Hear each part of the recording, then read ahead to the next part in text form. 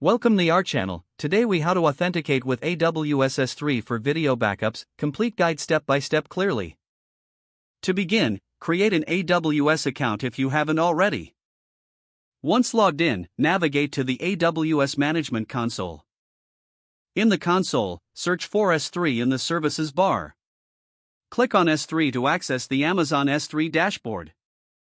Next, create a new bucket by clicking the Create Bucket button. Choose a unique name for your bucket and select the region closest to your users. Configure any additional settings as needed, but for simplicity, you can leave these as default. Click on Create Bucket to finalize your new S3 bucket. Now, navigate to the IAM service in the AWS Management Console. In the IAM dashboard, click on Users to create a new user. Click the Add User button to start the user creation process. Enter a username for the user who will access the S3 bucket. Select Programmatic Access to allow access through the AWS CLI or SDK.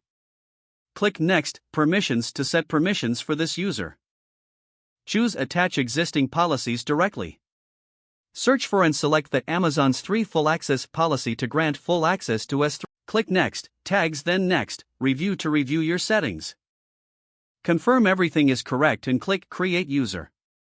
Make note of the access key ID and secret access key displayed on the screen. These credentials will be used to authenticate your application. Now, install the AWS command line interface if you have not done so already. Open your command prompt or terminal.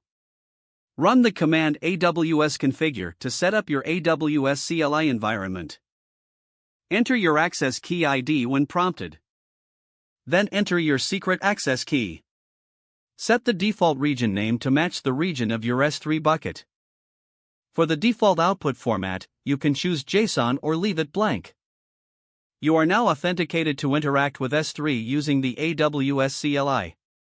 To confirm this, run a simple command like AWS S3 ls.